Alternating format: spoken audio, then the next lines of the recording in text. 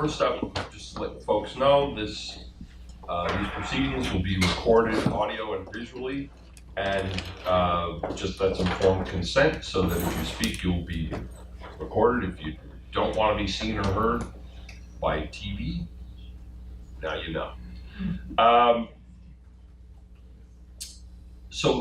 Actually, why don't we call the roll right away and we'll go to the comment.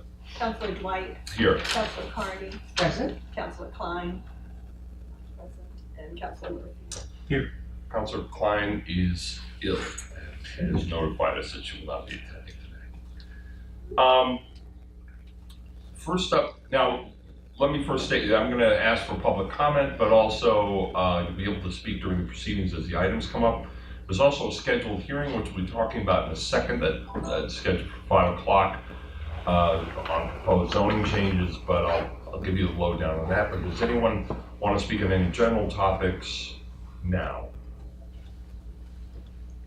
Question, are you able to increase the visibility? The font, the Yes. visibility of that? Question. It's either one of them, I can't read. I think I can. Is it getting bigger? Oh, it's getting better. Yes, All right. yes. All right. Don't get too big, because we'll just see the title of it. We've already said that part. You can scroll.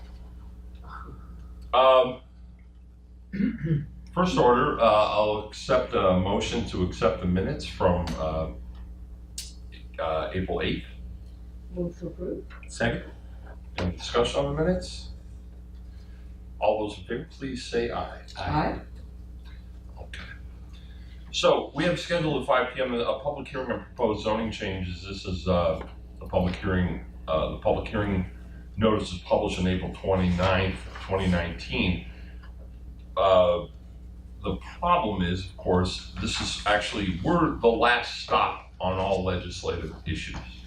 And the committee that's also been referred to, that's supposed to address this, has not had an opportunity to do so. So our hearing would be out of order. So my suggestion is to postpone the hearing until such time that we hear from Community Resource. I mean, I always get those. Move to postpone until after the Community Resources meeting? Well, we need to advertise, Sue, so maybe we should look at the calendar Is to move it to a date. open and We move it to a date certain when we know they'll be done with it, because you gotta advertise it. Probably open it, No, you would open it, and open it, continue. and You don't have then to postpone and advertise. continue. Okay, so Move to a date and time certain. okay, so there's Yeah, a but motion. to a time. Okay, so there's a motion to open the hearing, and there's a second. Not yet. No, I'll second that. Okay. Now that we know what we're doing. Okay. All those in favor of opening the public hearing, please say aye. Aye. Aye. Now, anyone in the context of this public hearing have any suggestions or any proposals? Let's check our calendars Yeah, here. get the calendar up here. When do they meet, Laura? When does legislative matters? It's the third Monday, and I don't know. Well, no, when's community week? Oh, they're meeting next Monday. Second Monday, oh no, So we could move it to our June meeting, right? June, when it might stop snowing. June All right. 10th? June 10th. All right? Or June 3rd? No, not the 3rd, it's the 2nd, 10th. So I would move we continue this meeting until June 10th, our June 10th meeting at 5 o'clock. Second. All those in favor of postponing the meeting to this date certain, June 10th at 5 o'clock, please say aye. Aye.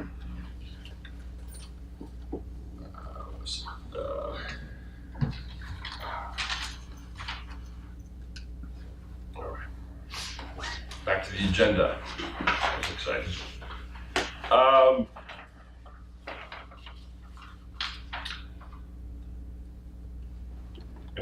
So the next item A.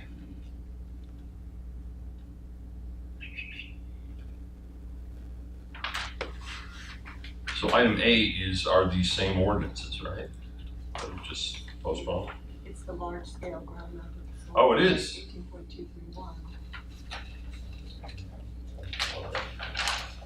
No, this is the next item on the agenda, The this first one one, here. that's the public hearing. Right, Yeah, exactly, and so then the that's what I was saying, so, okay. Now we're back to item 18.231, and this is an ordinance relative to large-scale mounted solar arrays. This is a continuation of the public hearing from April 8th, 2019. Move to continue until our June 10th meeting after community resources has reviewed. I don't know, No. this is a, No, we're now talking about the large-scale solar arrays, because we, I move to approve. okay. I'll move to open. well, we gotta reopen hearing. the meeting. Reopen I'll the second hearing. reopening the meeting. Okay, all those in favor of reopening the hearing, please say aye. Aye. Okay, scare me for a second, I'm sure everyone in the audience is a little scared too. Especially Lily and Carolyn, I would imagine, so. Just to catch people up, this was referred to legislative matters back in January 17th. There was a joint public hearing of legislative matters in the planning board on February 11th. The hearing was continued to March 28th. Legislative matters continued to April 8th. Alternate versions were proposed by the Public Shade Tree Committee. Planning board opted for its own amendments, positively recommending an ordinance as amended on March 28th. The Public Shade Tree Committee endorsement was withdrawn from that co-sponsorship. Then at the legislative matters meeting when many of you were here, Planning Board and Public Shade Tree Committee advocated for two different thresholds of review, 1 acre versus 3 acres, and we continued to May 13th, which finds us here today, with a request that the Planning Board and the Public Shade Tree Commission would reach a consensus. Insofar as this is a public hearing, I would like to invite first Carolyn Mish to break down where we stand now, and then if everyone's okay, I would like Billy to speak to this as well.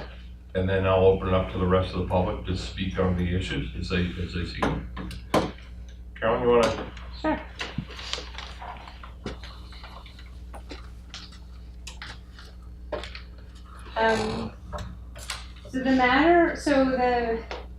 When legislative matters sent this item back for further discussion, the planning board was able to take it up at its meeting last Thursday, May 9th, and that was after there had been discussion at the Public Shade Tree Committee, as well as individually between myself and Lily Lombard as a representative from the Public Shade Tree Committee.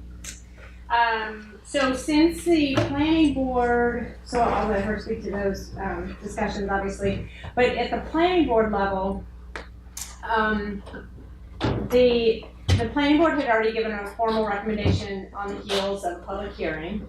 So their recommendation is still out there, however, they discussed the concept of reducing the threshold. So there were a couple of things that were, or there was at least one primary concern, that the threshold for these additional steps was too high. So I took the idea of going from a 3 acre threshold down to a 2 acre threshold to the planning board and described and pitched that as potentially a compromise between the 1 and 3 acres, because 2 acres was the size of a tree clearing for one of the other solar developments that the planning board has already reviewed and approved. So I felt like there was a rationale that, the number isn't cleanly drawn, as we discussed previously, between 25,000 board feet, which is the current standard or threshold for no permits allowed beyond that, and acreage. It all depends on the forest type. So, if we want to sort of stick with a similar threshold, 2 acres represented one of those, the area of clearing for one of those, and 3 acres had been the other project that we've approved.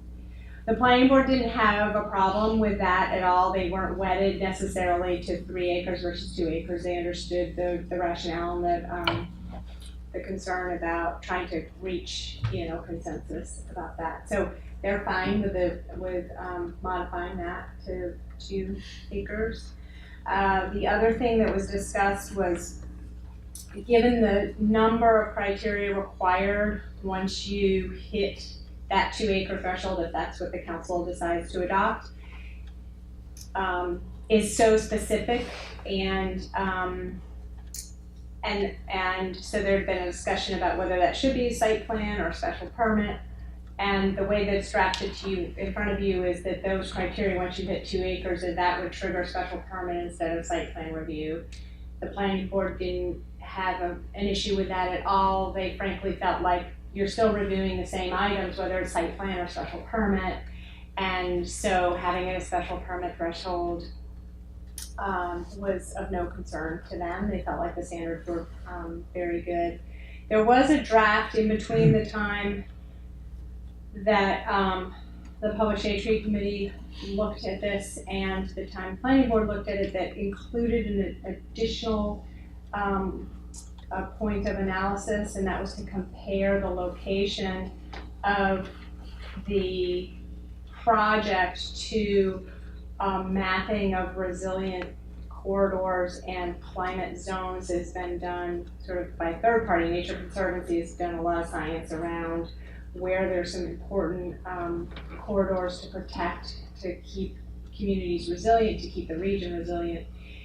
So that language was added as a potential other point of analysis. The planning board had concerns about using a third-party tool that has not been adopted by a governmental agency, so state, local, or federal, for a map. So if you think about the other maps the city relies upon for confirmed data, we've got FEMA maps for the floodplain, and that's just sort of a universally accepted mechanism to evaluate where floodplains are.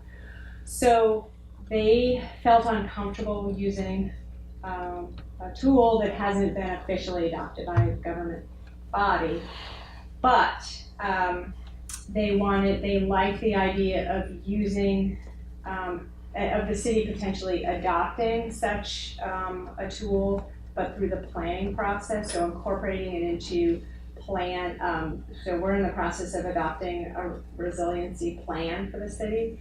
So they suggested that language about following where scientific data shows that there are important climate corridors, have that incorporated into our resiliency plan.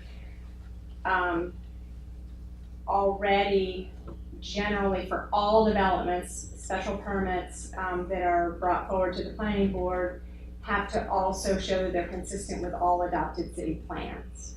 So it's by adding language about ensuring that development is prospective or is either outside these adopted zones of resilient corridors, putting that into the plan.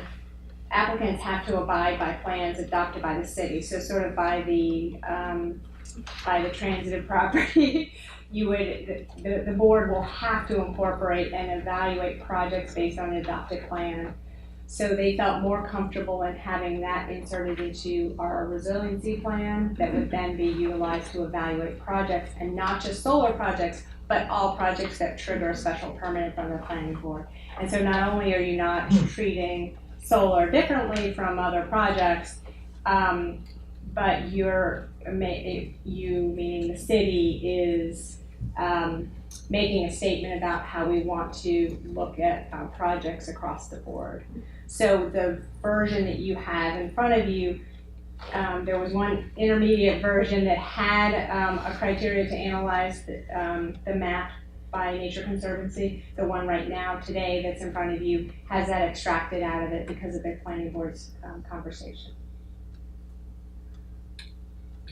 So, right, we can't adopt language that of an agency that doesn't exist, even though it's anticipated.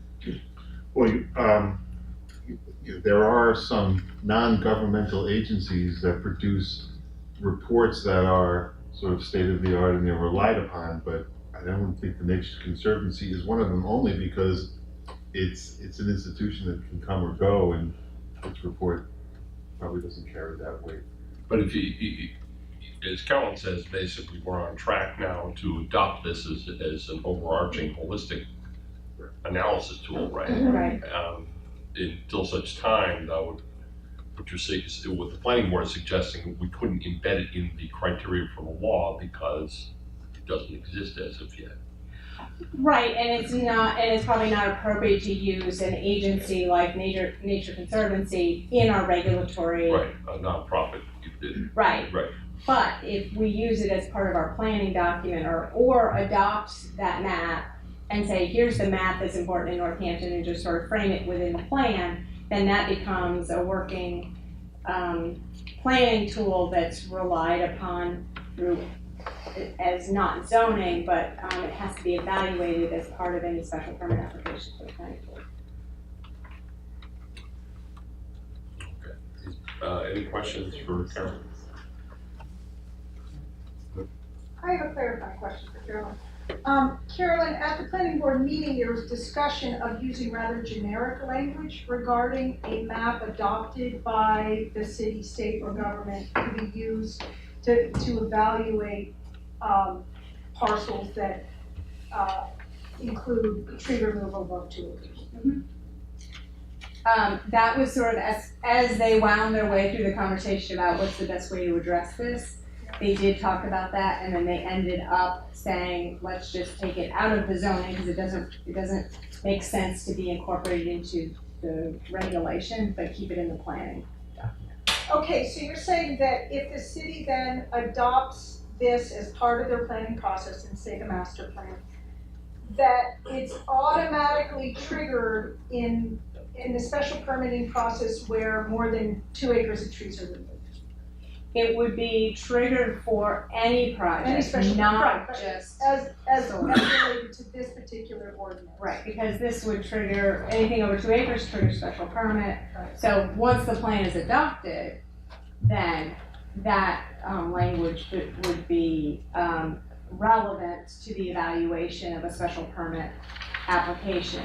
So let's say it takes 6 more months for the plan to be adopted and a project comes forward for a special permit in the intermediate, then that's not an adopted plan, so it's not going to be utilized. So I just have a question about the ordinances we have in front of us. Have they been modified to reflect the compromise? Yes. Yeah. Okay. And it also includes the fact that, and I think Lily can speak to that, is that the Public Shade Tree Committee was happy with the language and wanted to be a co-sponsor. Okay. So really the substantive change was 2 acres rather than 3 acres? And special permit. And special permit rather than site plan? Okay. And this version has that in there? Yeah. So, Lily, would you like to Sure. speak to this one? Sure. I don't have anything prepared. I'll just say No. that. You could just kind of give us the color of the Sure. conversations and stuff. The overall summary is that I feel like it was a good process. It was a very deep dive on my part and Carolyn's part in trying to understand what is the best way to protect the city and its forest resources while honoring the Zoning Act, which I feel like we are well within the bounds of.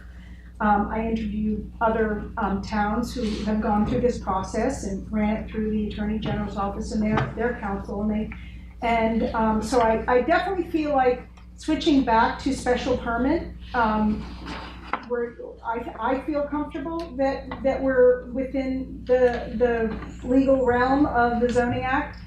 And I feel like it gives us more discretion. It gives us more control to say no if these projects don't meet our criteria. So I feel very good about that. I feel like the acreage reduction from 3 to 2 for us, from 1 to 2, is a fair compromise. I'm fine with that, and I ran it by some people who are looking at this thing at a much higher level and feel like that is a reasonable thing too.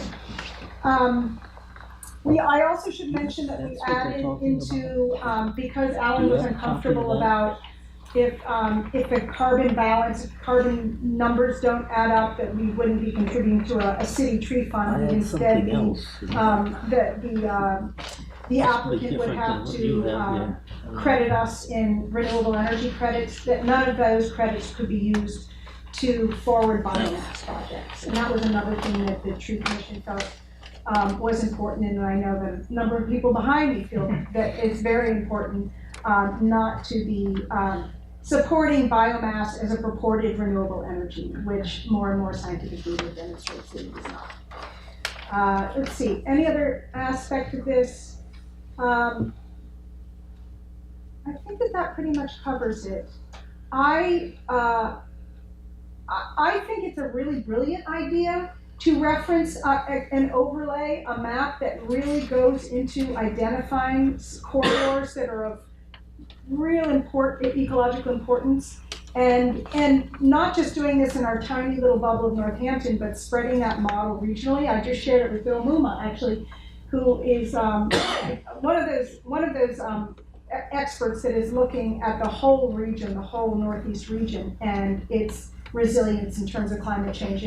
And he thinks that referencing scientific maps like this that identify our critical corridors and landscapes is really the model that we should be going for at the state and regional level. So that little Northampton can model that, I think, is a wonderful thing. At the Energy and Sustainability meeting, you mentioned that you've been consulting with a number of other communities that have been interested in this process and also interested in trying to create some protections for themselves, particularly in Hilltown to and this regional overlay makes perfect sense in that context. So. Yes, it does. Yeah, and I mean, we certainly borrowed some good things from a few of them, but none of them have a look-back clause. So that's one of the things that I'm really putting out there, that Northampton got caught with its pants down, not meaning to, but that all communities really need to protect themselves against that preemptive cutting, which no one is protected against. Right. All right. Any questions for Lily? Okay. So now we'll open up to the public. Anyone else want to speak to this issue? Oh, you're here. No. Okay. Well, several of us, Dave Reutman, living in Florence, several of us have been working under Lily's direction, helping with some research, et cetera. So here's just to sort of formalize the sense that was just evoked there. So we support the solar array ordinance draft that Carolyn Mish and Lily Lombard worked to revise, that was endorsed by the Public Shade Tree Commission and was then refined by the Planning Board. We are especially interested to see inclusion of this language. This is a quote: "The area of tree removal shall not be located within any maps adopted by city, state, or federal government that delineate critical resilient landscapes and climate corridors. We understand that the city may consider officially adopting as part of its master plan the Nature Conservancy's map of resilient and connected landscapes." And the point that you were just having a discussion on, referencing science-based maps like this that identify areas of ecological and climatic importance is exactly the sort of planning that Northampton and our regional neighbors should be doing. These maps can help steer the regulation of all forms of development, not just large-scale ground-mounted solar. And our goal should be to protect Northampton's critical habitats from all forms of development. So now I'll just invite others in the audience who support that statement to please stand. Just like it's all this side of the room. Okay, thank you. Thank you. Anyone else like to speak to John? I don't know if I have the same material that you have on the board here, but I picked it up at City Hall, but it somehow looks different than what Carolyn just gave me. When did you get it, John? Maybe I'll repeat myself, or maybe I'm Okay. not on the right track, but anyway, in order for I'm talking about a solar farm issue here, in order for something to go through, it's gotta be reasonable. And from the point of view of a developer or an industry person who's going to do this job, it's going to be cost effective. And one of the things that is of concern is the stumps that are there, so no stump removals, that sort of thing. If you're gonna go and remove the timber from a lot and not remove the stumps, getting in there with trucks to assemble your operation there is almost impossible. You can't do that. Could I speak to that for a second? There is an accommodation for that in the ordinance that allows for stump removal for the building of the infrastructure and also access to the building of the infrastructure. Yeah, they have to have access in there and be able to also be able to smooth out some bumps there to keep things more or less level. They don't have to do any excavating, but you know, to smooth things out so that they can plan to do something efficiently. And they have to be able to have corridors there to be able to maintain their facilities. So those stumps would have to be removed, and then there's a question of what do you call a stump? 3-inch young tree that was cut, or 6 or 8 inch diameter. It seemed kind of vague for me to understand just to what degree, what specifics are involved in that sort of thing. And I hope that there is something really clear in the ordinance that would help a developer to go in there and know what he's about to do without having to guess and then afterwards come back and for hearings and things of that sort. The more he knows, the simpler the ordinance is, the better.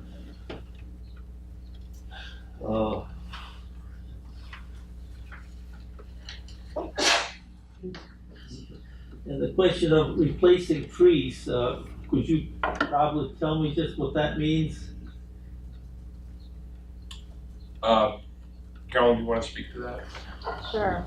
So we currently have a tree replacement requirement for significant trees that are over 20 inches in diameter at about 5.5 feet up from the ground. That's where the measurement's taken. Tree replacement would apply, it currently applies to any project that triggers site plan review by the planning board or special permit by the zoning board. So it's just clarification that it also applies in this situation. So if you're cutting trees that include trees that hit that threshold, there's a replacement calculation that's already incorporated in the zoning that requires replanting of trees based on a formula. Where would those trees be replanted?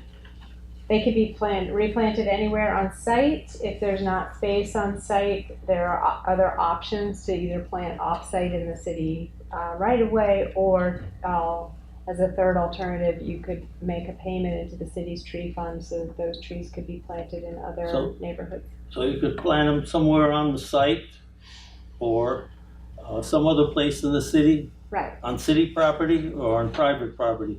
A city property. City property, or else a payment? Right. In sense? Yep. Okay.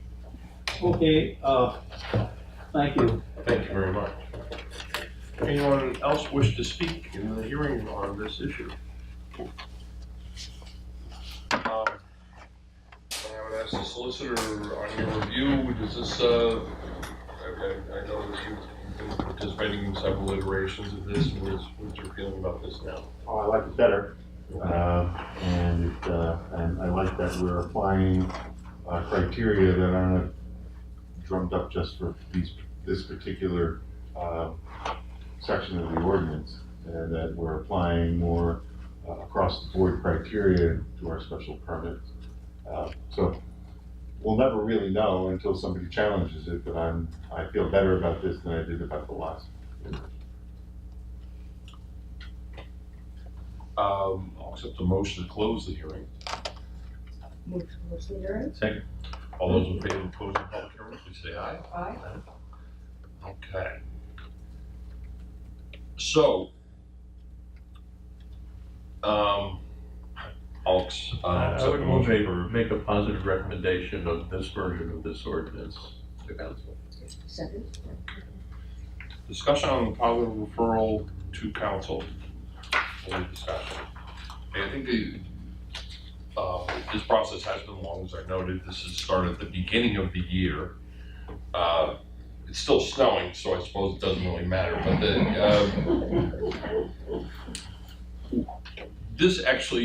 the impetus for this, of course, was out of critical concern, to which Lily referred, of course, was that there was a loophole that could be easily exploited.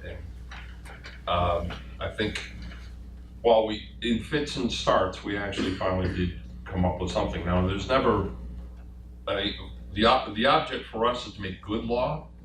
I don't know if we make ideal law, but the objective is to make good law that's applicable. And also, it's worth noting, as the solicitor alluded to, it's subject to modification as situations and circumstances present themselves, and difficulties or things that actually turn out to be insurmountable can be modified, and that's what part of this process is. But I'm particularly grateful to Carolyn and Lily for navigating this and coming to visit with us over and over, and the deep dive, as Lou said, on both their parts, because and I should reflect that there was a conversation in the Energy and Sustainability Committee about this. It was not referred to that committee, but we were interested, particularly relative to carbon offsets and carbon sequestration. You know, is a solar array going to give you the same carbon neutral value that you would get with the trees? And there were all sorts of discussions and ramifications that I had never considered. Tree removal, it depends how the trees are disposed of. If they're turned into lumber, the carbon sequestration still exists. If it's burnt, it does not. Also the discovery, my learning that stumps hold a significant portion of the carbon sequestration. And also the discovery that the rules were originally written not for carbon offsets, they were written for lumbering. That's why the criteria was set at board feet, because it was considered the trees were a product. They were not a salvation system. They were a means to exploit. And so changing that language was also very important. So I'm grateful for all the public participation and discussion on this, and I'm especially grateful for the patience of this committee and others, and the hard work that's been invested. And I think actually what we are referring is a good law. So with that, all those in favor of referring this good law with a positive recommendation, please say aye. Aye. Any opposed? Okay. It is so. Now, you're all welcome to stay because we're going to talk about parking. This is parking in Florence, no less. So, no, I think you're good. If you need to take off, no, I don't need to, but no. If you want to take off, okay. Thank you, Carolyn. Thank you. This is item 19.039. This is ordinance relative to parking on Main Street in Florence. We do have the chair of transportation and parking here, where this has been discussed for quite a while. Essentially, what's modified is to allow for 2-hour parking with a distinction of increasing the distance from the corner west on Chestnut Street from 30 feet to 72 feet. That's the first item. That's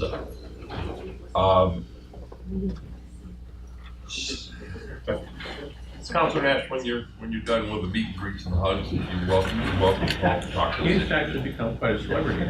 Because he is a de facto member of his committee at this point. So you guys have a photo of the map? Oh, the map? No, we don't need that.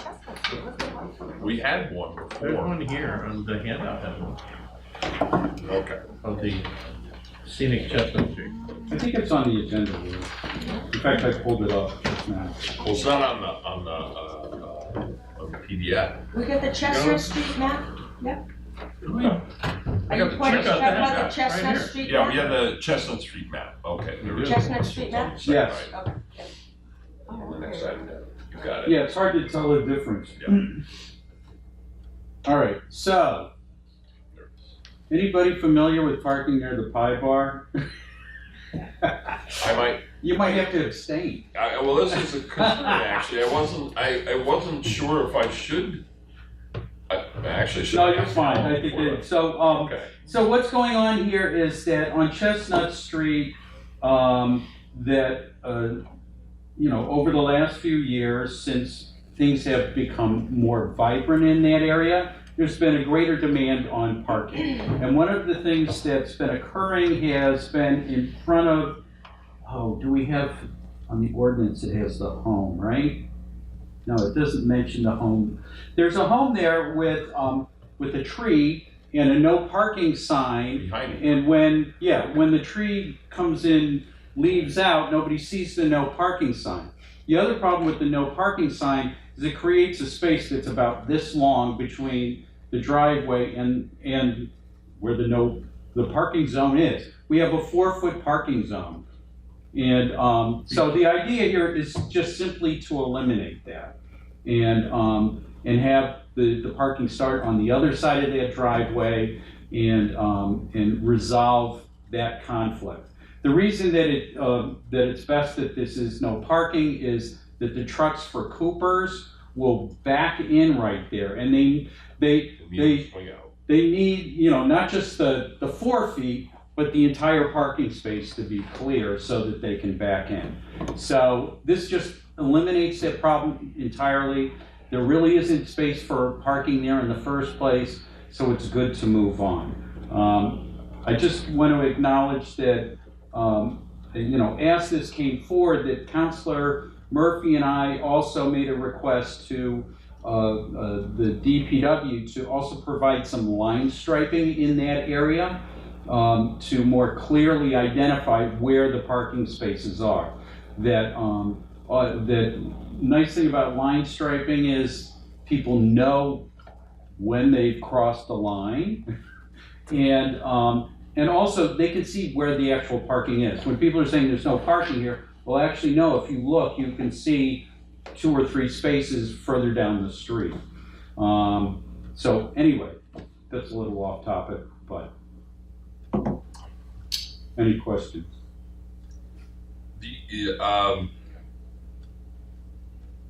Where would the no parking sign, the new no parking sign go? I would imagine it would go on the other side of that driveway, northerly of where it is right now. Yeah, I mean, you can actually see it, sort of actually where the sign is now is that little white spot in the middle of that tree. That's the current sign. Right. Right? And so you would put it, No, actually, let's see, it's actually where's the tree? I think this is the tree. Which one are we looking at here, the old or the new? This is the old, this is the new, so this is on the other side of the driveway.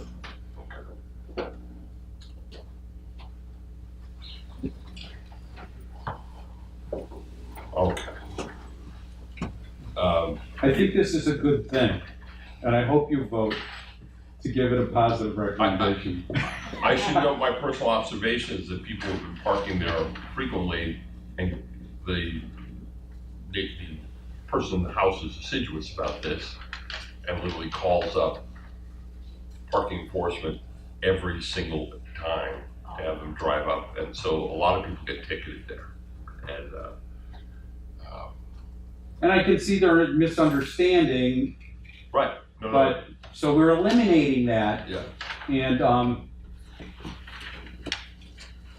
Okay. Any other discussion on these items? this is just 2 items, actually. This is, right? This is, Is there another one? Yeah, there's 39 and 52. yeah. The map is on item 52. We actually are discussing 39 right now, which is the parking on Main Street to Chestnut that which we don't have a map of, but it's the same map if you look at it. No, I missed it. This is So the map change is to go with the proposed ordinance on change. Chestnut, but there's also this modification, 19.039 is the parking on Main Street, and currently it's 30 feet west of Chestnut Street, and it's changing to 72 feet west of Chestnut Street, so doubling it, more than doubling it from the corner.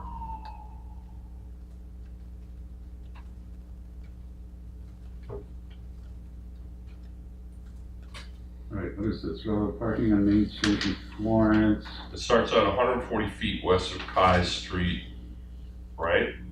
East of the easterly side of Kai Street, and then easterly to a point where it used to say 30 feet, now delete, offering at 72 feet.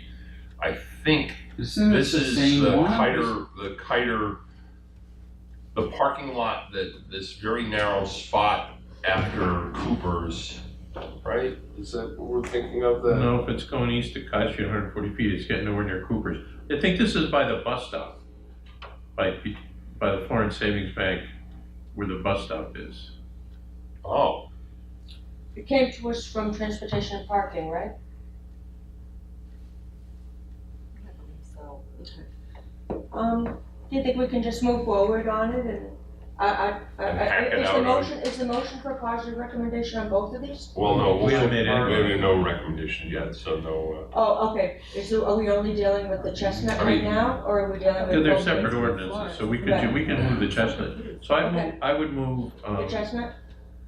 52, which is the Chestnut one. Right. Okay, I'll second that. Okay, all those in favor with a positive recommendation, please say Aye. aye. Okay, so now we're back up to this item. To Have you just found Main- it, Jim, yet? just the one on Main 19? Street? Yeah, is this the 0.0%. parking in front of Cooper's? No, well, I don't know, Council Murphy is suggesting it's way because too- from Kai's, it's way too far down. Yeah, because 140 if it's, It's down by the Florence Savings Bank. if It's it's, a point 30 feet west of Chestnut Street. So if you That's can get to true. the, if you So can get to run that and from you can just do a Chestnut little, to- you know, just So eyeball, so eyeball to 30 Chestnut. feet in. Yeah, yeah, because it's 140 Losing my feet east mind. now, they want to come from the other way. Yeah. So and it's there's, the other way of point 72 feet west. So if you don't have a map, I don't have my computer, so. so that, yeah, Well, I can okay. use the photograph you sent us, and just like, if you just look at the I photograph, is don't that? think it quite fits. So it's in. Tell me what changing you the, got. yeah, it's changing the Kai Street reference rather than east of Okay. Kai Street, west of Chestnut. So it's probably that little Main Street, space, right here, okay. So that a little point space west by and Cooper. a point 30 west, so right here This, to a point 72 feet west of Chestnut. What?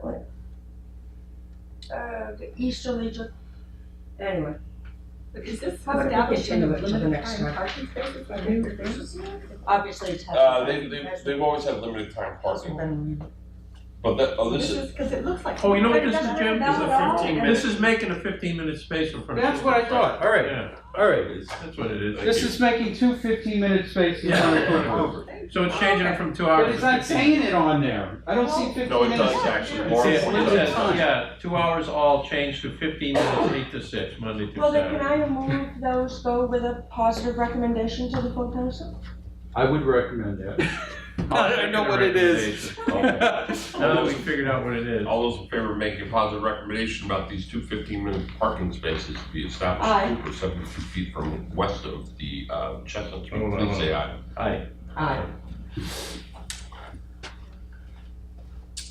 Aye. Thank you, Councilor Nash. You're welcome. And do we still Glad I need was to so do this? helpful. That was very helpful. Oh, actually, So we got one left, and this is an ordinance to amend Chapter 5 of the Code of Ordinances, which establishes special municipal employee status.